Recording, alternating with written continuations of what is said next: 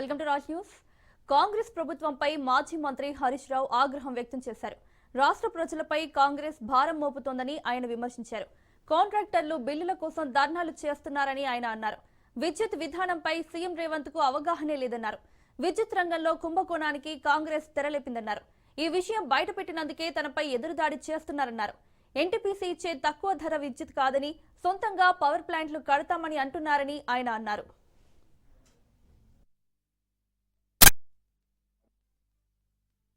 రాష్ట్రంలో కొత్తగా ఏర్పాటు చేస్తున్నటువంటి థర్మల్ విద్యుత్ ఉత్పత్తి కేంద్రాల వెనుక 50,000 కోట్ల రూపాయల స్కామ్ ను బీఆర్ఎస్ పార్టీ బయటపెట్టింది.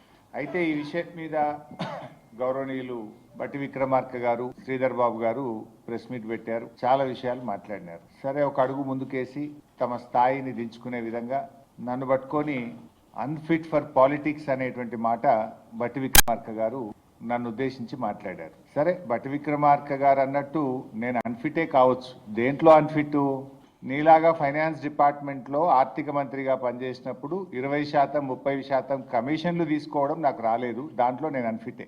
మీరు బాగా ఫిట్ ఇలా, ఎందుకంటే మీ ఫిట్నెస్ బయటపడ్డది కదా. ఫైనాన్స్ డిపార్ట్మెంట్ చరిత్రలో ఏ రోజు కూడా కాంట్రాక్టర్లు వచ్చి సెక్రటరియట్ లో ఆర్థిక శాఖ కార్యాలయం ముందు ధర్నా చేసిన చరిత్ర ఏ రోజన్నా ఉందా? ఈ రాష్ట్ర చరిత్రలో మన ఊరు మనబడి బిల్లులు ఇవ్వండి అని కాంట్రాక్టర్లు ఫైనాన్స్ డిపార్ట్మెంట్ ముందు ధర్నా చేశారా? నోరు బారేసుకోవడం చాలా సులువు బట్టి గారు. Give respect and take respect. 24 గంటల నాణ్యమైన కరెంటును రైతుకు, పరిశ్రమలకు, గృహాలకు, పట్టణాలకు, పల్లెలకు ఇచ్చిన ప్రభుత్వం కేసీఆర్ ప్రభుత్వం. ఎవరు అన్ఫిట్? మీరా, మేమా? Who is unfit? ఇవాళ స్కామ్ మీద మేము చెప్పాం. దాని మీద సమాధానం చెప్పారా? కేబినెట్ మీటింగ్ తర్వాత స్వయంగా కేబినెట్ బ్రీఫింగ్ లో మంత్రులే చెప్పారు. రాష్ట్రంలో రామగుండం, మక్తల్, పాల్వంచలో 3 థర్మల్ విద్యుత్ కేంద్రాలు నెలకొల్పుతాం. కేబినెట్ బ్రీఫింగ్ లో మీరే చెప్పారు. మొన్న మేము ప్రశ్నించగానే తత్త అంటూ లే మక్తల్ కాదు, మక్తల వేరే పెడతాము అని 2 రోజుల్లోనే మాట మార్చినటువంటి చరిత్ర మీది. కాళేశ్వరం ప్రాజెక్ట్ లో 84,000 కోట్లు కూడా ఖర్చు కాకముందే 1,00,000 కోట్ల అవినీతి జరిగిందని మీ రాహుల్ గాంధీ నుంచి మొదలుకుంటే మీ దాకా గల్లీకి పోయి చెప్పింది కదా. ఇవాళకి కూడా చెప్తున్నారు కదా. ఖర్చు అయిందే 84,000 కోట్లు దాటపోతే 1,00,000 కోట్ల అవినీతి జరిగిందని ఆనాడు అడ్డగోలుగా మాట్లాడినందుకు ముందు క్షమాపణ చెప్పండి. ఇవాళ మేమన్నది 50,000 కోట్ల అవినీతికి మీరు శ్రీకారం చుట్టారు. ఏ రూపాయి ఖర్చు లేకుండా, రూపాయి రాష్ట్ర ప్రభుత్వ పెట్టుబడి లేకుండా, అప్పులు లేకుండా, అప్పుల మీద వడ్డీలు లేకుండా మీరు ప్రతిపాదించిన రామగుండం థర్మల్ పవర్ స్టేషన్ కంటే కూడా తక్కువ ధరకే ఎన్టీపీసీ కరెంట్ ఇస్తుండగా ఈ అప్పులెందుకు, ఈ పెట్టుబడి ఎందుకు, ఈ ధర ఎక్కువ పెట్టి కరెంటు కొనుడెందుకు అని మేము సూటిగా ప్రశ్న వేశాం. దానికి సమాధానం ఇచ్చారా మీరు? You have no answer. మేము అడిగిన ప్రశ్నకి ఇవాళ సూటిగా మీరు సమాధానం చెప్పలేదు.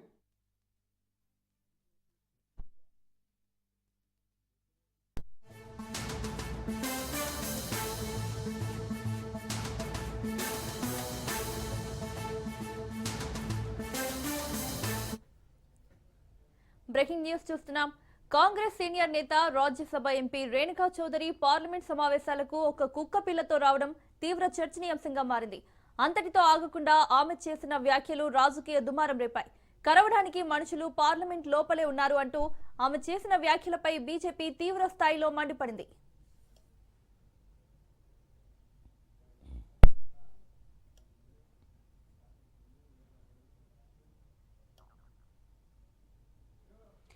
శీతాకాల సమావేశాల్లో పాల్గొనేందుకు రేణుకా చౌదరి పార్లమెంట్ కు వచ్చారు. ఆమె వెంట కారులో ఒక కుక్క పిల్ల ఉండడంతో అందరూ ఆశ్చర్యపోయారు. అయితే దాన్ని వెంటనే తన కారులోనే ఇంటికి పంపించేశారు. ఈ విషయంపై మీడియా ప్రశ్నించగా తాను పార్లమెంట్ కు వస్తుండగా దారిలో ప్రమాదానికి గురయ్యేలా ఉన్న ఆ కుక్క పిల్లను చూసి కాపాడానని తెలిపారు. ఒక జీవి ప్రాణాన్ని కాపాడితే తప్పేంటని, పార్లమెంట్ కు కుక్క పిల్లను తీసుకురావద్దని ఏదైనా చట్టం ఉందా అని ఆమె ప్రశ్నించారు.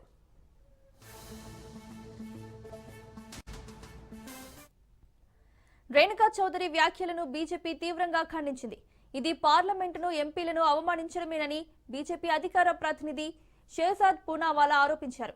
రేణుకా తన సహచర ఎంపీలందరినీ కుక్కలతో పోల్చారని, కాంగ్రెస్ పార్టీ చర్చలు కాకుండా డ్రామాలు కోరుకుంటోందని చెప్పడానికి ఇదే నిదర్శనమని అన్నారు. కాంగ్రెస్ పార్టీకి రాజ్యాంగ సంస్థలపై గౌరవం లేదని, రేణుకా చౌదరి దేశానికి క్షమాపణ చెప్పాలని ఆయన డిమాండ్ చేశారు.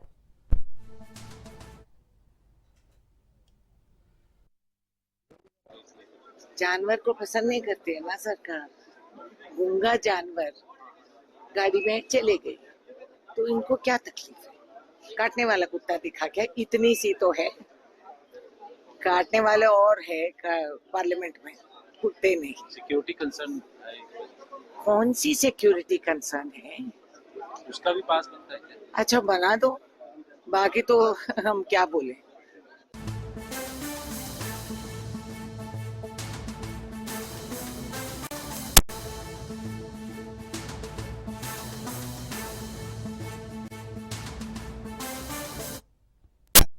బ్రేకింగ్ న్యూస్ చూస్తున్నాం. మన్యం జిల్లా కొమరాడ మండలంలో ఏనుగుల గుంపు బీభత్సం సృష్టించాయి. కల్లికోట గ్రామంలో టమాటా పంటలను ఏనుగులు ధ్వంసం చేశాయి. దీంతో రైతు రామకృష్ణ లబోదిబో అంటున్నారు.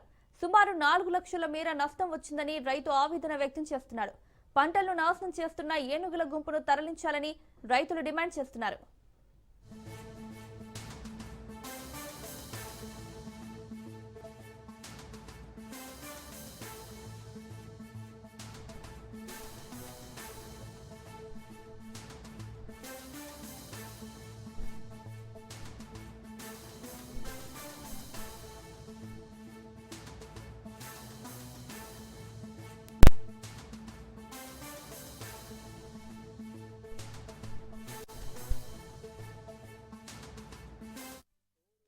కల్లికోట గ్రామం. మాకు ఇప్పటికొచ్చి గత 8 సంవత్సరాల నుంచి ఏనుగులతో పడుతున్నాం. ఏ అధికారులు వచ్చినా ఎవరూ పట్టించుకోవడం లేదు.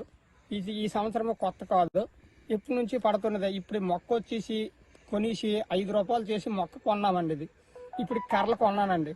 మొత్తం 1,50,000 మదిపోయిందండి. ఇప్పటికైతే ఒక్క బాక్స్ కూడా అమ్మలేదు. ఇదిగో రాత్రి వచ్చాయి, అరగంటలోనే మొత్తం నాశనం చేసేయి. నాకు రావాల్సింది నేను 1,00,000 రూపాయలు పెట్టింది 3-4 లక్షలు వస్తుందని దాని మీద ఆధారపడి బతుకుతున్నాము. తర్వాత రెండోది ఏంటంటే దాని తప్ప మాకు వేరే ఆప్షన్ లేదు. ఎక్కడికి వెళ్ళి మేము ఏటి చేయలేము. వీళ్ళకి దాడి చేసేది కాబట్టి మా మందో మాకు తాగి చచ్చిపోవాలి తప్ప మాకు వేరే పరిష్కారం లేదు.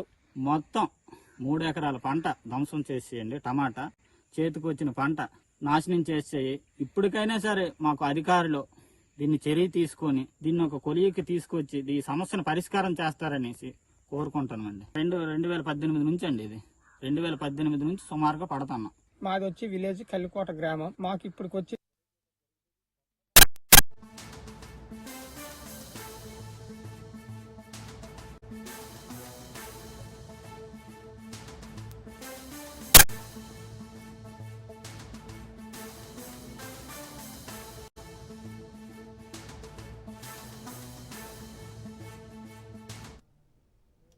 ఇదే అంశానికి సంబంధించి మరిన్ని అప్డేట్స్ మా ప్రతినిధి రమేష్ అందిస్తారు. మన్యం జిల్లాలో టమాటా పంటలను ఏనుగులు ధ్వంసం చేస్తున్నట్టు తెలుస్తోంది. డీటెయిల్స్ ఏంటి? గుడ్ ఈవినింగ్ మానక. ఇప్పుడు పార్వతీపురం మన్యం జిల్లాలో ఏనుగుల గుంపు హల్చల్ చేస్తుంది. అయితే ఇది గడిచిన 6 నెలల నుంచి ఈ రైతులకి ఇబ్బందులు ఇచ్చికూర్చులాగా కనిపిస్తున్నాయి. మనం చూసుకున్నట్టయితే గడిచిన ఒక 6 నెలల్లో నెల రోజు గ్యాప్ లోనే ఈ పార్వతీపురం చుట్టుపక్కల ప్రాంతంలో కొమరాడ ఇటువంటి ప్రాంతాల్లో కూడా ఏనుగుల గుంపు అయితే హల్చల్ చేస్తుంది. ఇవి 2 గుంపులుగా ఇక్కడ ప్రయాణం కొనసాగిస్తున్నాయి. ఒక గుంపు మరీ ప్రత్యేకంగా ప్రమాదకరమైన గుంపుగా తయారైంది. ఇవైతే పంట పొలాల్లోని అదేవిధంగా పంట పొలాల కాపులను మనుషుల మీద దాడులు చేసి పంటను తీవ్ర నష్టాలకు గురి చేస్తుంది. ఇప్పటికీ దీనికి ఈ ఏనుగుల ప్రమాదంలో చనిపోయిన వారికి అదే పంట నష్ట పరిహారానికి నష్ట నివారణ చర్యలు అయితే ప్రభుత్వం చేపడుతుందే తప్ప పూర్తిగా దాన్ని ఎలా నివారించాలని చెప్తున్నా. దీనిపైనే కుంకి ఏనుగులు కూడా తెప్పించి ఏనుగులను ఇక్కడి నుంచి దారి మళ్లించాలన్న ప్రయత్నాలు కూడా అది కేవలం ప్రకటనలకే పరిమితం అవుతుంది కానీ ఏళ్ల తరబడి ఏనుగుల కష్టాలు మాత్రం మన్యం జలం వేయట్లేదని చెప్పాలి. అయితే ఈ రోజు మనం చూస్తున్నట్టయితే కొమరాడ మండలం కల్లికోట గ్రామంలోని టమాటా పంట 4 ఎకరాల మేర టమాటా పంటను అయితే రైతు సాగు చేస్తున్నారు. ఇప్పుడు మనం చూసుకున్నట్టే మార్కెట్ లో కిలో టమాటా ధర 70 రూపాయల నుంచి ఉంది. అటువంటి 4 ఎకరాల్లోని టమాటా ధ్వంసం అయినట్టు దాదాపు 4 లక్షల రూపాయల పంట నష్టం వాటిదని చెప్పి రైతులు అబోధివ్వమంటున్నారు. ఇప్పటికైనా అటవీ శాఖ అధికారులు కానీ సంబంధిత అధికారులు కానీ చర్యలు తీసుకుని తమ వంటి రైతులను ఆదుకోవాలని చెప్పేసి వాళ్ళు డిమాండ్ చేస్తున్నారు. మనతో రైట్ రమేష్, థ్యాంక్ యూ.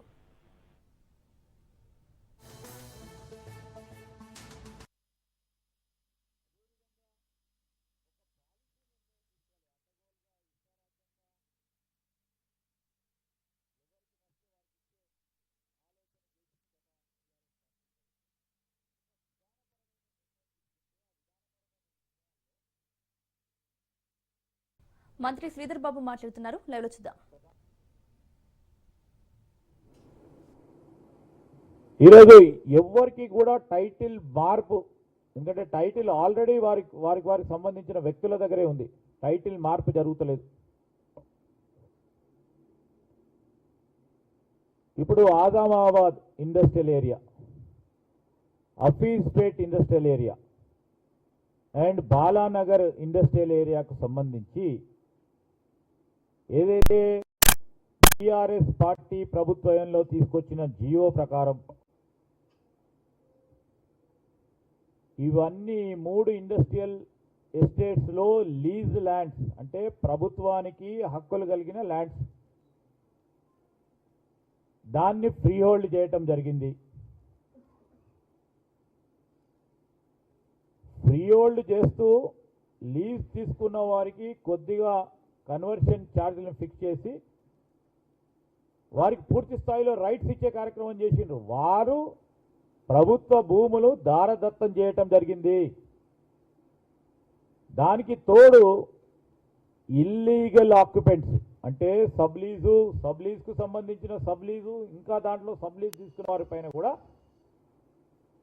ఒక ఫీజు నిర్ణయం చేసి టైటిల్ మార్పు చేయడం జరిగింది. దీంట్లో డిఫరెన్స్ నేను మా పాత్రికేయ మిత్రులందరినీ కూడా కోరుతా ఉన్నాను. This is the difference. వారు లీజ్ హోల్డ్ ల్యాండ్స్, ప్రభుత్వం పూర్తి స్థాయిలో హక్కులు కలిగిన ల్యాండ్స్ను దారాదత్తం చేసిన వారు. ఈరోజు మేము ఒక మంచి పారిశ్రామిక ప్రాంతాలను ఓఆర్ఆర్ అటువైపు చేయాలని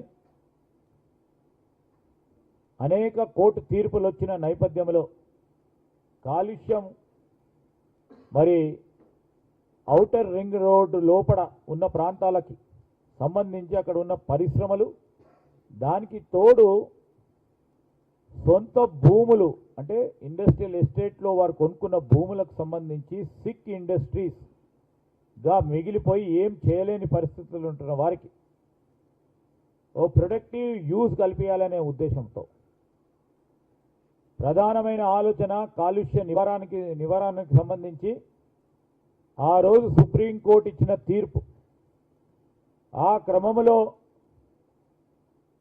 ప్రభుత్వం అటు ప్రజలకు సంబంధించిన సౌకర్యాన్ని ఇంకా మెరుగైన తీరులో ఏర్పాటు చేయాలని, మరి అక్కడ ఉన్న పారిశ్రామికవేత్తలకి అనువైన ప్రాంతంలో మరి మోడర్న్ టెక్నాలజీని ఉపయోగించుకొని ఓఆర్ఆర్ అటువైపుల పరిశ్రమలు ఏర్పాటు చేసే ప్రయత్నంలో ఈరోజు ప్రభుత్వానికి సంబంధించి కూడా నష్టం కాకుండా ఎవరైతే సొంత భూములు ఉన్నాయో కన్వర్షన్ ఫీజును కూడా నిర్ణయం చేసి ముందుకెళ్ళటం జరిగింది. ఈరోజు వారు చాలా విషయాల్లో ల్యాండ్ టైటిల్ ట్రాన్స్ఫర్ చేస్తున్నామని అనేక సందర్భాల్లో చెప్తా ఉన్నారు. వారికి కూడా స్పష్టతతో ఈరోజు చెప్పాల్సిన ధర్మం మా పైన ఉంటుంది. ఎక్కడైతే పూర్తి స్థాయిలో ఇండస్ట్రియల్ పార్క్స్ను పరంగా ఆ రోజు కేటాయింపు చేసి అండర్ యూటిలైజ్ అయిన ఇండస్ట్రియల్ పార్క్లో ఎంతవరకు దాన్ని పూర్తి స్థాయిలో వినియోగంలో విషయంలో తీసుకురావాలనే ఒక ప్రయత్న భాగంలోనే ఈ పరిశ్రమలన్నిటిని కూడా మరి పెరి అర్బన్ రీజన్ ఎకానమీలో పాత్రదారులను చేయాలనే ఒక ఉద్దేశంతో నిర్ణయం తీసుకోవటం జరిగింది. ఆ రోజు ఆంధ్రప్రదేశ్ ఇండస్ట్రియల్ ఇన్ఫ్రాస్ట్రక్చర్ చాలా వరకు కూడా ఇప్పుడు మేము చెప్పిన పార్క్స్కు సంబంధించి ఏపీ ఇండస్ట్రియల్ ఇన్ఫ్రాస్ట్రక్చర్కు సంబంధించి కేటాయింపు చేసిన ల్యాండ్స్ టీఎస్ఐఐసి మన రాష్ట్రం ఏర్పడ్డ తర్వాత తెలంగాణ టీజీఐఐసి ద్వారా కొన్ని పార్కులు ఏర్పాటు, దాంట్లో విధానం ఏముంటుందంటే ల్యాండ్ అక్విజిషన్ చేసినాక భూసేకరణ చేసిన తర్వాత దానికి డెవలప్మెంట్ కాస్ట్ కలుపుతాం. ఇండస్ట్రియల్ ఇన్ఫ్రాస్ట్రక్చర్ కార్పొరేషన్ తర్వాత డెవలప్మెంట్ కాస్ట్ కలిపి దానికితో పాటు అడ్మినిస్ట్రేటివ్ కాస్ట్ను కలిపి పరిశ్రమల ఏర్పాటు చేసుకుంటామని ముందుకొస్తున్న వారికి భూమి కేటాయింపు జరుగుతుంది. ఆ కేటాయింపు చేస్తూ ఉన్న సందర్భంలో ఎస్ఆర్ఓ రేట్ కంటే ఎక్కువ ఉంటుంది.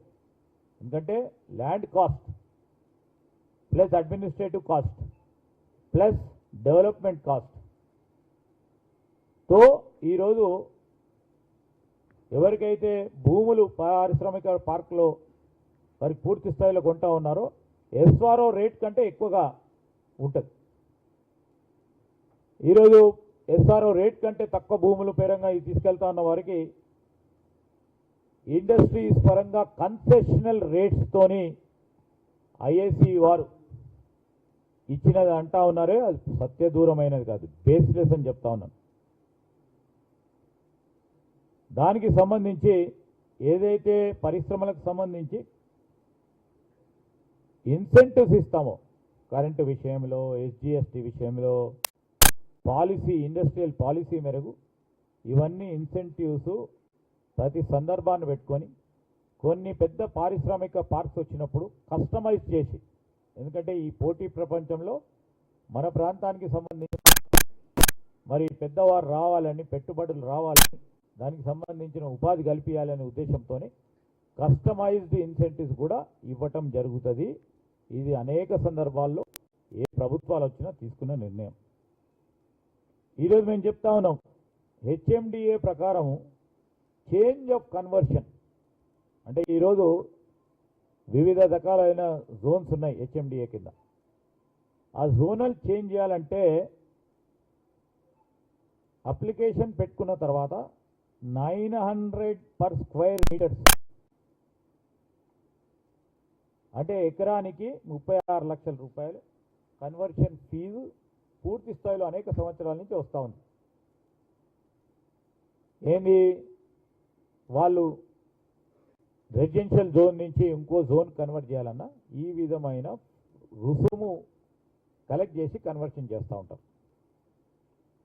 దానికి సంబంధించి గత ప్రభుత్వం మరి దీన్నే ఉపయోగించుకొని హెచ్ఎండిలో పెట్టిన విధానాన్ని ఉపయోగించుకొని సిరీస్కు సంబంధించి, సిరీస్ అనే ఒక ఫార్మా కంపెనీకి సంబంధించిన ల్యాండ్ని ఇండస్ట్రియల్ ల్యాండ్స్ పరంగా కూడా దాన్నే ఉపయోగించుకొని అందరికీ దారాదత్తం చేశారు. సిరీస్ అనే ఫార్మా సంస్థకు సంబంధించిన వారి దగ్గర నుంచి దాదాపు 100 ఎకరాలకు సంబంధించి ఇది హెచ్ఎండిఏకు సంబంధించిన కన్వర్షన్ ఆఫ్ ల్యాండ్ యూజ్కు సంబంధించిన ఏదైతే రుసుము ఉంటుందో అదే రుసుమును 900 రూపాయల పర్ స్క్వేర్ మీటర్గా కన్వర్షన్ ఛార్జ్ని ఫిక్స్ చేసి ఇవ్వటం జరిగింది.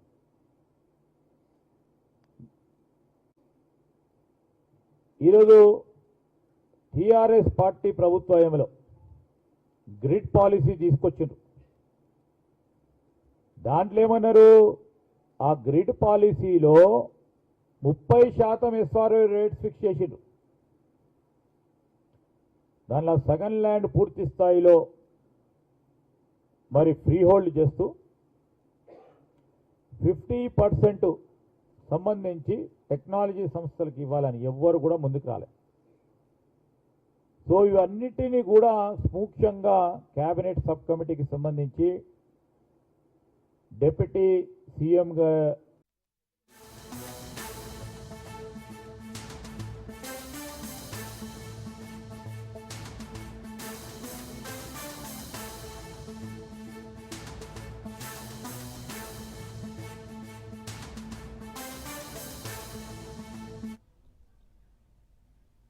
బ్రేకింగ్ న్యూస్ చూస్తున్నాం. 6 ఎమ్మెల్సీలు ఏపీ మండలి చైర్మన్ ను కలిశారు. తమ రాజీనామాపై నిర్ణయం తీసుకోవాలని చైర్మన్ మోషన్ రాజుకు విజ్ఞప్తి చేశారు. పోతుల సునీత, కర్రి పద్మశ్రీ, బల్లి కళ్యాణ్ చక్రవర్తి, జాకియా ఖానం, మరి రాజశేఖర్, జయమంగళ చైర్మన్ ను కలిసేందుకు వెళ్లారు. గతంలోనే 6 ఎమ్మెల్సీలు వైసీపీకి రాజీనామా చేశారు. ఇప్పటికీ తమ రాజీనామా ఆమోదించలేదంటూ హైకోర్టుకు వెళ్లారు. జయమంగళ ఇవాళ ఎమ్మెల్సీలతో మండలి చైర్మన్ మాట్లాడారు. రాజీనామాపై ఇప్పటికే న్యాయ పోరాటం చేస్తున్నారు జయమంగళ. 4 వారాల్లో రాజీనామాపై నిర్ణయం తీసుకోవాలని చైర్మన్ కు హైకోర్టు ఆదేశాలు జారీ చేసింది. వైసీపీ నుంచి ఎన్నికై కూటమి పార్టీలో ఎమ్మెల్సీగా కొనసాగలేనని, విలువలతో కూడిన రాజకీయాలు చేసేందుకే రాజీనామా చేశానని స్పష్టం చేశారు.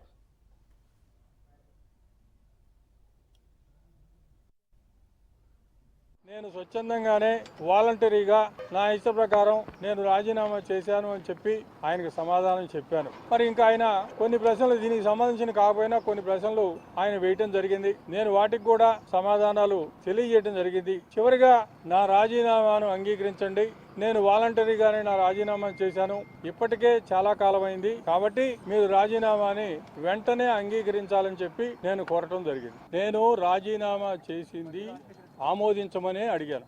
ఆమోదించకుండా ఇంతకాలం పెట్టడం అనేది వాళ్ళు ఉద్దేశాలు సపరేట్గా ఉండొచ్చు. అంతేగాని నేను రాజీనామా చేయకుండా ఒక పార్టీ టికెట్ మీద గెలిచి బీఫారం తీసుకుని గెలిచిన తర్వాత ఆ పార్టీ టికెట్ మీద నేను కొనసాగడానికి నేను నిర్ణయించుకోలేదు. కొనసాగకుండా ఉండటం కోసం నేను రాజీనామా చేశాను. రాజీనామాని నేను యాక్సెప్ట్ చేయమని అడిగాను, వాళ్ళు యాక్సెప్ట్ చేయలేదు. వాలంటరీగా నేను చేశాను, ఎక్కడా బలవంతం లేదు. నేను రాజీనామా చేసిన తర్వాత ఇన్ని నెలలు కూడా వాళ్లే యాక్సెప్ట్ చేయలేదు. నేను రాజీనామా చేయకుండా వేరే పార్టీల్లో చేరి నేను అక్కడ కనుక నా సభ్యత్వాన్ని కంటిన్యూ చేయాలని నేను కోరితే మీరు అడిగినటువంటి అర్థం ఉంది. నాకు వైఎస్ఆర్ కాంగ్రెస్ పార్టీలో నాకు జరిగినటువంటి అన్యాయం ఈ రాష్ట్రంలో బహుశా ఎవరికి జరిగి ఉండదు. పబ్లిక్గా ఏమి చేస్తామని చెప్పి చేయలేదు. చేయకపోగా ఇంకా రాజశేఖర్ అనేవాడిని ఎట్టి పరిస్థితుల్లో కూడా చిలకలూరుపేట నియోజకవర్గంలో రాజకీయంగా బలపడటానికి వీలు లేదు అనేటువంటి ఉద్దేశంతో 5 సంవత్సరాలు నా మీద తొక్కిడి పడింది. 2024 ఎన్నికలు అయిపోయిన తర్వాత నన్ను పిలిచి నీకు చిలకలూరుపేట నియోజకవర్గం ఇన్ఛార్జ్ చేస్తున్నా అని చెప్పాడు. చిలకలూరుపేట నియోజకవర్గం ఇన్ఛార్జ్ చేస్తున్నా అని చెప్పిన తర్వాత మరలా ఎవరైతే చిలకలూరుపేట నుంచి గుంటూరు పంపించారో మరలా తీసుకొచ్చి ఆమె పెట్టి ఇంక ఎట్టి పరిస్థితుల్లో కూడా నాకు ఇక్కడ గౌరవం లేదు, ఉండటానికి వీలు లేదు అని చెప్పి నేను కానీ నాకు సంబంధించినటువంటి వాళ్ళు కానీ అందరం కూడా నిర్ణయం తీసుకున్న తర్వాతనే వెళ్ళారు.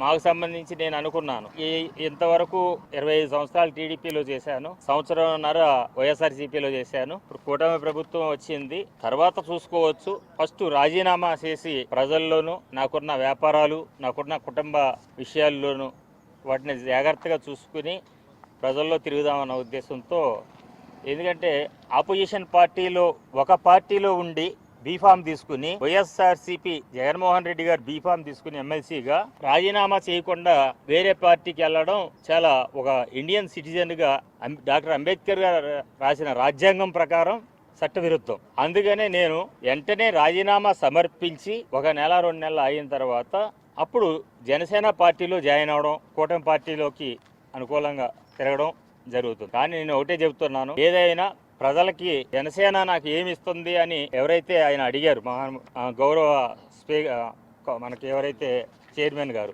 మోషన్ రాజు గారు అడిగారు, చైర్మన్ గారు అడిగినప్పుడు నేను ఒకటే చెప్పాను, ప్రలోభ పెట్టారా ఎవరన్నా, లేకపోతే వ్యక్తిగతంగా నీకేమన్నా. నిర్మల్ జిల్లా డీసీసీ అధ్యక్షుడిగా ఖానాపూర్ ఎమ్మెల్యే వెడ్మా బొజ్జు ఎన్నికైన తర్వాత జిల్లాలో పర్యటించారు. ఖానాపూర్ ఎమ్మెల్యే వెడ్మా బొజ్జుకు లోకల్ బాడీస్ ఎలక్షన్స్ సవాల్ కానున్నాయి. సర్పంచ్ ఎన్నికలు జరుగుతున్న సందర్భంగా సీనియర్ నాయకులను కలుపుకొని ఎన్నికలను ఎదుర్కొనే వ్యూహాలపై సిద్ధమవుతున్నారు ఎమ్మెల్యే బొజ్జు. ఇదే అంశానికి సంబంధించి మరింత సమాచారం మా ప్రతినిధి శ్రీనివాస్తో వెడ్మా బొజ్జు చిట్ చాట్. తెలంగాణ రాష్ట్రంలో గ్రామ పంచాయతీ ఎలక్షన్లు ప్రారంభమైనాయి. రాజకీయంగా వేడెక్కినది చెప్పవచ్చు. రాజకీయ సమీకరణలు కూడా జరుగుతున్నాయి. సో మనకి ఇక్కడ ఇప్పుడు నిర్మల్ జిల్లా డీసీసీ అధ్యక్షుల ఎన్నికబడిన మన బొజ్జు పటేల్ గారు అడిగితే చెప్పండి సార్. ఫస్ట్ ఆఫ్ ఆల్ మీకు కంగ్రాచులేషన్. అయితే ఇప్పుడు ఎన్ని సీట్లు గెలుచాలనుకుంటారు మీరు? గ్రామ పంచాయతీలో సర్పంచ్గా మీరు ఎన్ని సీట్లు గెలవాలనుకుంటారు? ఈరోజు దీనికి ప్రత్యేకమైన సింబల్ అంటే ఇది ఉండదు. వాస్తవంగా మేము ఏవైతే 400 గ్రామ పంచాయతీలు ఉన్నాయో 400 గ్రామ పంచాయతీలు కూడా మ్యాక్సిమంగా యూనియన్ మాస్ చేయడానికి చాలా గ్రామాల్లో ప్రయత్నాలు జరుగుతున్నాయి. అంటే 3వ తారీఖు వరకు ఒక క్లారిటీ వస్తుంది. 3వ తారీఖు తర్వాత మిగతా ఏదైతే పోటీలు ఉంటారో పోటీల నుండి కూడా చాలా సమర్థవంతంగా చాలామంది బీజేపీ కావచ్చు, బీఆర్ఎస్ కావచ్చు, వాళ్ళందరూ కూడా కాంగ్రెస్ పార్టీ యొక్క సంక్షేమ పథకాన్ని చూసి వాళ్ళందరూ కూడా జైన్ అయ్యే కార్యక్రమాన్ని చేపడుతున్నాం. అదేవిధంగా మేము కోరుకున్నది కూడా ప్రజలందరినీ కూడా మరి 10 సంవత్సరాలు కల్వకుంట్ల కుటుంబం దోపిడీ చేసుకున్నది. మరి కొన్ని స్కీమ్లు మేము ఇంకా అమలు చేస్తూనే ఉన్నాం. నేను కోరుకున్నది ఒకటే, మిమ్మల్ని అందరినీ ఈ 2 సంవత్సరాల కాలంలో మేము ఏదైతే డెవలప్మెంట్ చేస్తామో ఆ డెవలప్మెంట్ చూసి అందరూ కూడా ఓట్లేయాలని అనుకుంటున్నాను. అదేవిధంగా 100% 80-90% అన్ని స్థానాలు కూడా మేము గెలవబోతున్నాం. పశ్చిమ జిల్లాలో కూడా ఈ పశ్చిమ జిల్లా కూడా బీజేపీ ప్రభావం ఎక్కువ ఉంటుంది, దాన్ని మీరు ఎలా అధిగమిస్తారు? బీజేపీ ప్రభావం ఎక్కడ కూడా లేదు. వాళ్ళు క్షేత్ర స్థాయిలో మనం వెళ్ళి చూస్తే ఇప్పుడు 2 సంవత్సరాలు సరే ఆ మూమెంట్లో ఏదో అనుకోని సందర్భంలో వాళ్ళు గెలవడం అనేది జరిగింది. కానీ క్షేత్రస్థాయిలో వెళ్ళినప్పుడు ఇప్పుడు జనాలందరూ కూడా క్షేత్రస్థాయిలో ఇంద్ర మిల్లు కావచ్చు, అదేవిధంగా రేషన్ కార్డులు ఇవ్వడం కావచ్చు, దాంతోపాటు మహిళలకు ఉచిత బస్సు ప్రయాణం, మేము చేసే సంక్షేమ పథకాలు ఏవైతున్నాయో వాటిని కూడా చూసుకొని వాళ్ళందరూ కూడా ఓట్లు వేయడానికి సంసిద్ధులు అవుతున్నారు. ఇక్కడ సీనియర్ నాయకులు ఉన్నారు, అందరూ ఉన్నారు. ఇక్కడ బైన్సల కానీ ఖానాపూర్లో సీనియర్ నాయకులు ఉన్నారు. వాళ్ళందరినీ ఎలా మీరు సమన్వయం చేస్తుంటారు? 100% సమన్వయం చేస్తా. ఈరోజు మీనాక్షి నటరాజన్ కావచ్చు, పీసీ సదస్సులు కావచ్చు, ఒక నమ్మకం విశ్వాసంతో ఇక్కడ మనకు అవకాశం ఇవ్వడం అనేది జరిగింది. ఇక్కడ సీనియర్ జూనియర్ అనే దానికంటే కూడా ఈరోజు పార్టీ యొక్క ఆదేశాలు ఏవైతే ఉంటే ఆ పార్టీ ఆదేశాల మేరకు ఎవరు పని చేసినా ఆ పార్టీ ఆదేశాల మేరకు పని చేయాలని ఉంటుంది. నేనేదో డీసీ సదస్సులో ఇండివిజువల్ నిర్ణయాలు తీసుకునే అధికారం నాకు లేదు. పార్టీ ఏదైతే చెప్తుందో పార్టీ ఆదేశాల ప్రకారం మీరు ఇన్ఛార్జీలు కావచ్చు, మండలకు సంబంధించిన మండల లీడర్లు కావచ్చు, వాళ్ళందరూ కూడా పనిచేయాల్సి ఉంటుంది. దీంట్లో ఎలాంటి వైషమ్యాలు కానీ ఎలాంటి ఉండడానికి ఆస్కారం కూడా లేదు. ఆ రకంగా పార్టీ కూడా స్పష్టమైన ఆదేశాలు కూడా ఇవ్వడం అనేది జరిగింది. పార్టీ ఆదేశానుసారిగా అందరూ పనిచేస్తే మేము దాదాపు 80% గెలుస్తామని చెప్పేసి మనతో అంటున్నారు. కెమెరామెన్ సురేష్, శ్రీనివాస్, రాజ్.